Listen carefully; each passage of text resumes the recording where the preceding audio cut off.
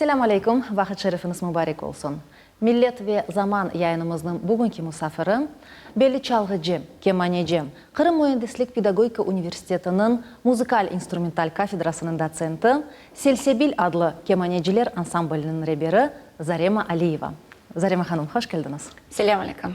Зарема Ханум, расскажите, пожалуйста, о начале вашего творческого пути. Как все начиналось? Как проявилась ваша любовь к музыке? Я уже так часто отвечала на этот вопрос, но все равно, наверное, придется повториться. Потому что, когда я была маленькая, родители мои не музыканты, но они очень музыкальные. Мама поет, у нее очень красивая сопрано.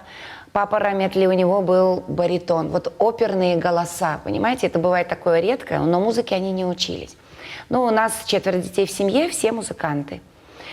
И на тот момент, когда мне было 7 лет, уже сестра старшая ходила в музыкальную школу, она пошла на фортепиано. И когда меня привели тоже в музыкальную школу, ну, я хотела очень учиться в музыкальной школе, потому что мне нравилось, как папа пел, мама пела.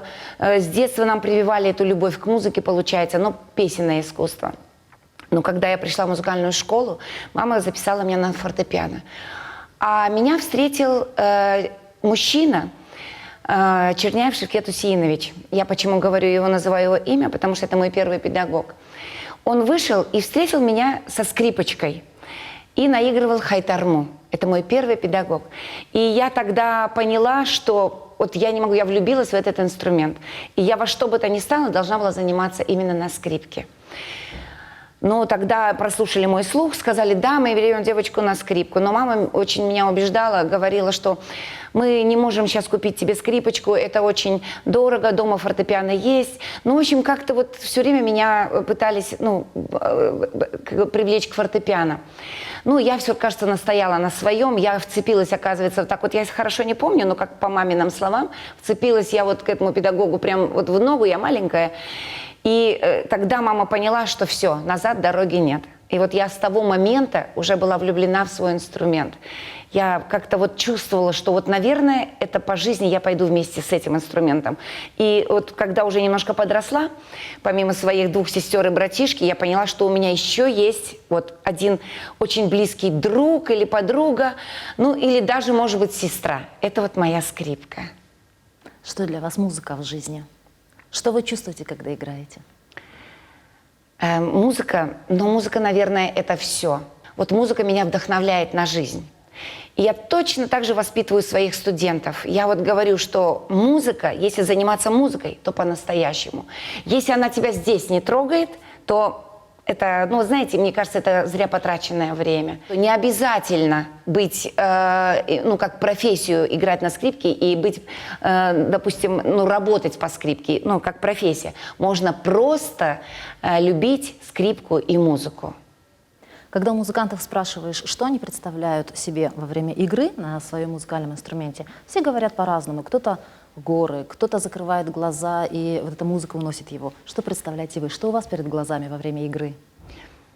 Ну, знаете, музыка, она такая разнообразная, что вот в какой-то момент я могу представить что-то одно, в какой-то момент другое. Но в основном, мне кажется, у меня, вот я внутри разговариваю, вот как-то вот мысли свои выражаю через музыку. Если это грустная музыка, то мне кажется, меня зритель очень понимает, потому что я вижу в их глазах, вот это все, вот как они меня понимают, я это чувствую, понимаете? Если это что-то такое радостное, мне кажется, я не могу скрыть своих эмоций, и я могу вот просто завести вот весь зал. Я вижу эту любовь в глазах зрителя к музыке. Не ко мне, а именно к музыке. И тогда, мне кажется, вот я могу поднять им настроение. Когда я играю, я просто чувствую вот настроение вот зрителя. Вот даже вы сейчас, наверное, чувствуете, о чем я думаю, потому что у меня какая-то вот не печаль, а вот ностальгия. И всегда эта ностальгия не по прошлому. Есть такое у меня, что не оглядываться назад. Не надо смотреть назад все время. Но меня так, в принципе, учила всегда мама. Смотри только вперед.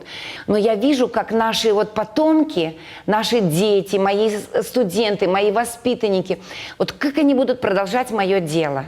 Вот даже мне грустно от этого становится. А так, я думаю, что вот музыка, я передаю только через себя все свои мысли, вот именно только через музыку. Есть ли такое музыкальное произведение, которое вы мечтали сыграть, вы его еще не сыграли? Ну, знаете, я получила хорошую школу за все свои годы учебы. Это музыкальная школа, музыкальное училище, потом консерватория. Вот классическую музыку, академическую я переиграла всю. Практически все, наверное. Ну, может быть, есть то, что еще я не играла, но я уже остановилась на той базе, я получила свой фундамент от хороших педагогов. А сейчас, вы знаете, я с удовольствием играю крымско-татарскую музыку. Я думаю, что у нас все-таки есть большой пробел в крымско-татарской скрипичной музыке, но сейчас есть композиторы, которые уделяют этому вниманию. Я даже могу назвать Мерзия Халитова, Эльвира Эмир, Назим Амедов. И может быть, еще делаю... Я сама тоже пытаюсь сделать обработки, расписываю произведения, может быть, фортепианные, там какие-то делаю обработки и делаю переложения для скрипичных ансамблей, для трио, для дуэтов. И мы вот это все пытаемся играть. Я думаю, что вот я играю все с удовольствием. И прям такого, чтобы я о чем-то мечтала, что хочу сыграть, прям такого нет. Я думаю, что надо играть все. Вы сказали, что у вас были очень опытные преподаватели. Что вы вобрали как педагог, как преподаватель от них? Какими способами вы сейчас, какими методами вы доносите до своих учеников то, что вы хотите от них услышать? Ну вот первый педагог, Чернявшик Ятусинович, это было, я родилась и выросла в городе Самарканде, там я и училась. Вот этот человек, вот он привил мне любовь не просто к музыке, а вот именно любовь к национальному. Плюс он дал мне фундамент, он поставил мне руки. Это педагог от Бога. И вот эту любовь я проношу через всю свою жизнь. И то же самое я стараюсь донести до своих учеников. Именно полюбить музыку, вот полюбить. Потом я училась в музыкальном училище. У меня был прекрасный педагог Киворков Рафаэль Гевандович. Здесь он мне больше уже привил опыт к самостоятельным занятиям. Вот чего не хватает сейчас нашим студентам. Тут, понимаете, надо уметь правильно самостоятельно работать. Если, например, произведение, и плюс его еще и изучить. Вот просто так взять, сразу поставить ноты и начать играть нельзя. Там надо очень хорошо подумать, посмотреть. Сейчас такие возможности у ребят. Послушать в интернете, найти ноты. Все, сейчас очень много всего, где можно это послушать. Раньше мы очень мучились, но были эти пластинки. Мама нам покупала, несмотря ни на что. Родители нас очень воспитывали в этом плане. И вот Рафаэль Гевандович, он меня именно этому научил. Заниматься самостоятельно. Понимаете? Вот это вот хороший урок. Плюс он был большой, конечно, профессионал. И там я уже научилась играть настоящую, серьезную классическую музыку. И когда я уже поступила в Таджикский государственный институт искусств, там у меня был прекрасный педагог. Она аспирантка великого скрипача Давида Ойстраха. Сейчас она работает в Москве в оркестре Плетнева. Работала много лет в оркестре Спивакова. Мы к ней часто ездим на мастер-классы, я собираю студентов. Здесь мы много работали над звуком, и уже, конечно, вот, понимаете, уже полностью как профессионалы мы должны были правильно держаться на сцене. Но вообще это все педагоги говорят, понимаете? Вот все педагоги, они практически Ну, как вам сказать, есть вот одна нить, особенно вот когда мы получали ту российскую школу вот в советские времена, там была настоящая школа. Сейчас тоже хорошая школа. Но, понимаете, немного молодежь разная, студенты разные. Сейчас больше, понимаете, они как бы вот... Но сейчас больше свободы, может быть, все-таки они интерпретируют свои произведения вот как им хочется. А нам тогда указывали. Но это тоже хорошо, понимаете? Нам говорили вот так, так, так. Сейчас говоришь так, так, так, но тем не менее они с нами вступают в дискуссию. Они говорят, а нам хотелось бы вот так. Но я не запрещаю. У меня вот еще свой особенный какой-то, может быть, я знаю, что каждому студенту нужен индивидуальный подход. Но это вот очень главное сейчас. Зарема Ханом, мы знаем, что вы играете не только на скрипке. Многие люди с удивлением даже на концерте видят в ваших руках аккордеон. Знаете, в последнее время, конечно, уже давно не брала в руки аккордеон, но это, наверное, почему я его взяла в руки?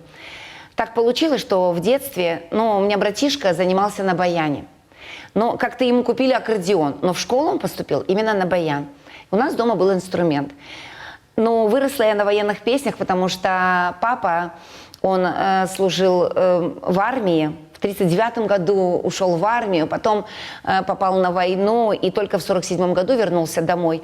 И вот из детства я слышала военные песни. Ну и как-то вот сама по себе взяла аккордеон в руки и стала подбирать. Я просто так для себя сама училась играть на аккордеоне. И вот как-то получилось так, что, у меня это получалось. Но профессионально в школе я не училась. Я вышла замуж, и мы с мужем переехали в Краснодарский край. Я 15 лет жила в Краснодарском крае, в станице Кущевской. Я работала в музыкальной школе, и была студия скрипичная в Доме культуры. И там мне вот аккордеон, то, что я могла немного владеть аккордеоном, это мне очень пригодилось. Я и вела вокальный кружок. И вот я играла на аккордеоне. Поговорим о вашей педагогической деятельности в университете. Когда вы начали преподавать? Как выстроена работа кафедры? Я в 1999 году переехала в Крым. И тогда на кафедре, заведующим кафедрой работал Джавид Абдраимович Кудусов. Вот как я приехала, и сразу меня взяли на работу. Но первое время я по классу скрипки не преподавала, я была концертмейстером. Я фортепиано владею хорошо, и вот меня взяли концертмейстером. Потом, через пару лет, я все равно играла на скрипке, даже если не преподавала, но играла. Тогда проходили очень крупные симпозиумы.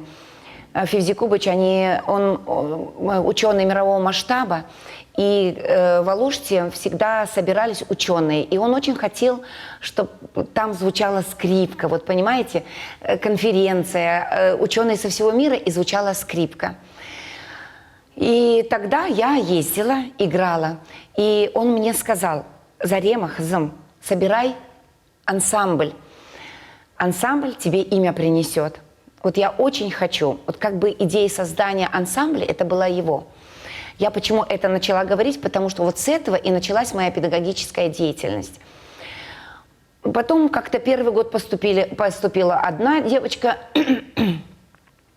потом еще 2 человека, потом еще, и еще, и еще. И так у меня класс уже вырос, что сейчас у меня на очном отделении 23 человека, на заочном тоже где-то 11 человек. В общем, класс очень большой. Наш университет сейчас очень твердо стоит на ногах. А наша кафедра, она стала конкурентоспособной. Мои скрипачи, сейчас в этом году был очень хороший набор. И с каждым годом поступают все более подготовленные ученики. Сейчас стали многие студенты поступать после музыкальных училищ, на магистратуру поступают после консерваторий. Вот. Ну и также мы принимаем учеников после музыкальных школ. Уже есть отбор. Если раньше мы принимали, так сказать, всех, кто поступал, были недоборы, то сейчас у нас уже хорошие конкурсы. И наша кафедра, она нацелена на развитие не только классической музыки, и крымско-татарской. Поэтому все, какие у нас есть коллективы, а это 3 оркестра, ансамбли, они помимо академической музыки, классической, все изучают и играют крымско-татарскую музыку. Ну, я, например, вот занимаясь со своими студентами, я им объясняю, что самое главное в музыке – это системность. Вот для меня это очень важно. Так меня воспитывали мои педагоги, и также я воспитываю их. Если нет системности в занятиях, если нет никакой цели, то музыканта может с тебя не получиться. Потому что музыка, она требует очень серьезных занятий. Если ты не хочешь быть музыкантом, ну, его видно сразу, этого студента, то, понимаете, просто не хочется, чтобы человек зря время потратил. А какая цель должна быть у музыканта? Цель – стать профессионалом. Мне кажется, это самое главное. Цель – стать профессионалом. Очень многие сейчас стараются, ну, играют музыку так вот, подбирают, как бы считают, что это для себя. Но прежде чем играть музыку, которую ты подбираешь для себя, или там даже ту же самую крымско-татарскую, но на слух, надо получить фундамент, надо получить образование именно академическое, классическое. Сколько лет ансамблю «Сельсибиль», и бывая на концертах, люди уже видят, что вы подготовили плеяду учеников, которые уже в свою очередь стали тоже преподавателями для маленьких учеников. И вы выходите несколько поколений вместе на сцену, когда уже маленькие ученики вместе с вами играют, пробуют присоединиться к общему оркестру.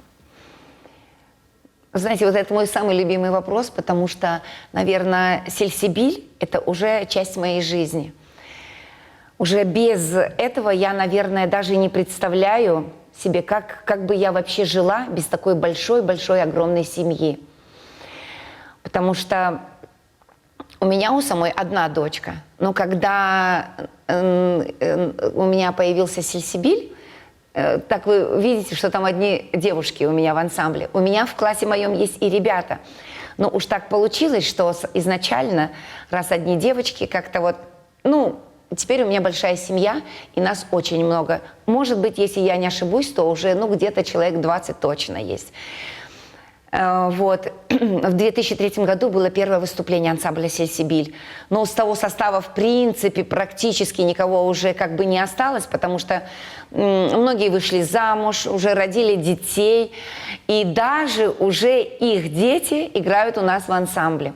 И, наверное, все-таки я уже воспитала немаленькое количество педагогов, которые вообще работают по всему Крыму и не только по Крыму. А по Крыму, конечно, практически во всех школах есть мои студенты. А дети у меня в ансамбле, это, знаете, при университете есть действующая студия скрипичная «Волшебный смычок».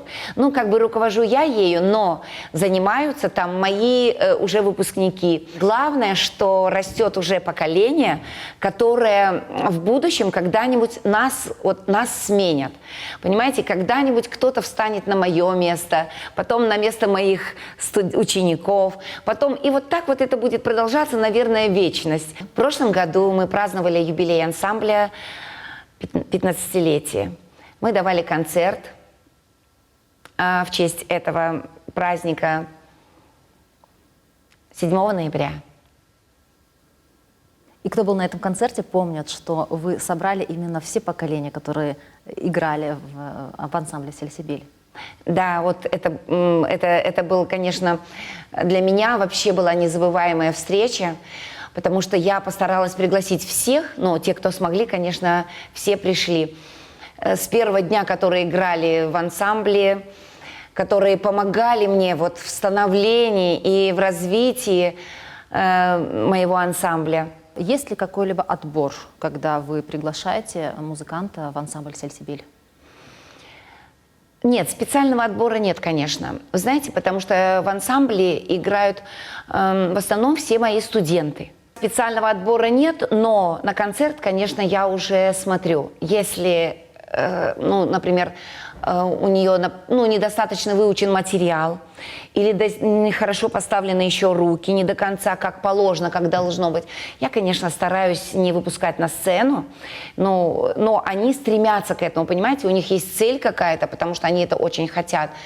Каждый год вы с ансамблем организовываете благотворительные концерты. Расскажите, пожалуйста, об этой вашей деятельности. Я как-то с девочками поговорила, давайте будем приносить добро в этот мир. Почему? Потому что мы, пока живы, здоровы, мы всегда заработаем. Вы учитесь хорошо, и вы сможете всегда зарабатывать деньги своим трудом, играя на своем родном инструменте. И вот каждый год 7 ноября, это день рождения, это мой день рождения, вот я люблю, чтобы приходили, я не принимаю подарки, но я говорю, вот пусть покупают люди билеты, приходят, и мы вот эти деньги обязательно переводим вот кому-то очень-очень нуждающимся, особенно вот кому очень срочная помощь нужна.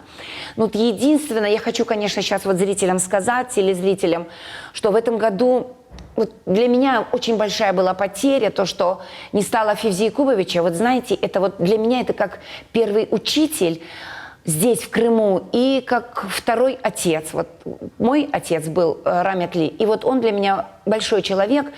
Я не могу в этом году дать концерт, но я даю обязательство, что обязательно в следующем году я его проведу. Но вот как-то, понимаете, не могу вот дать концерт. Расскажите, пожалуйста, где вы побывали с ансамблем Сельсибиль? Да, моя цель в жизни, знаете, познакомить с нашей крымско-татарской музыкой не только Крым и ближайшие страны, но хочется объездить весь мир, и чтобы слышали нашу прекрасную музыку. Мы поездили уже достаточно много за все 15 лет, но, значит, мы начали выезжать. Первый раз мы выступили в Москве в 2006 году.